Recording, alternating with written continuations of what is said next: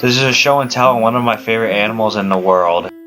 The winner in the race against the hare, the tortoise is a terrestrial reptile that are related to the same family as turtles and terrapins. The main difference between turtles, terrapins, and tortoises is that tortoises are on land while terrapins and turtles mainly thrive in the water.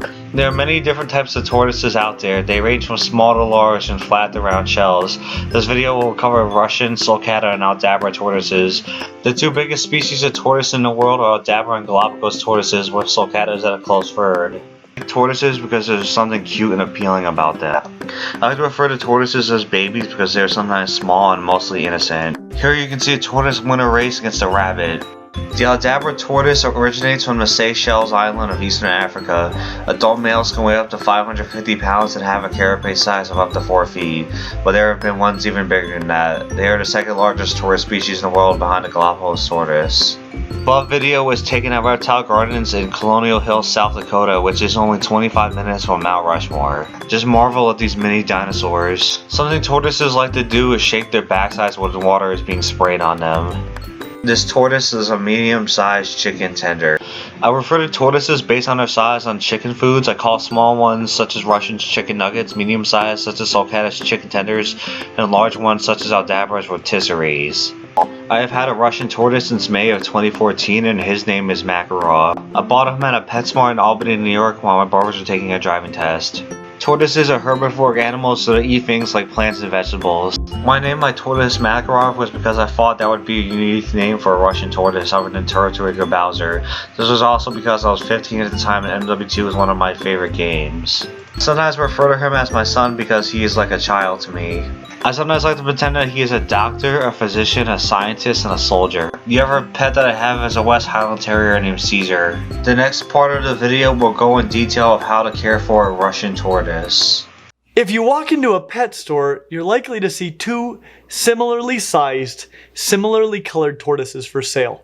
This one, the not Russian tortoise, which was likely the larger of the two at the pet store, will still be a very reasonably sized little mini tortoise. When it comes to size, Russian tortoises are much more reasonably sized than are their African cousins.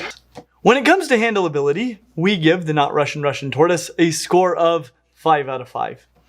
Handling a turtle simply doesn't get any easier. They aren't wet generally, and that is awesome. They're reluctant to bite, and if you should hold them correctly, they shouldn't scratch you either. People always tell me that my snapping turtle is going to bite off my fingers. Well, the nice thing about turtles is that they can't reach all of the parts of their own bodies. Not Russian tortoises can reach less of their own bodies than snapping turtles by far. Even if you get the angriest, most malicious not Russian tortoise on the planet Earth, it still shouldn't ever bite you.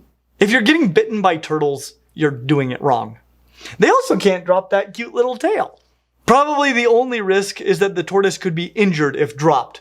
Fortunately, this tortoise will never be heavy or large enough to be unwieldy.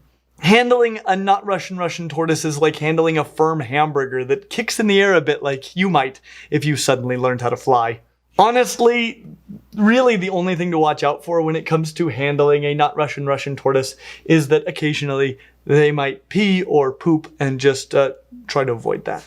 When it comes to care, we give the not Russian tortoise a score of 4 out of 5. The care is not complex for not Russian tortoises. The biggest surprise is just that they need quite a bit of space. They're very much smaller than their cousins, the sulcata tortoises, so they don't need as much space, but tortoises are busy little creatures.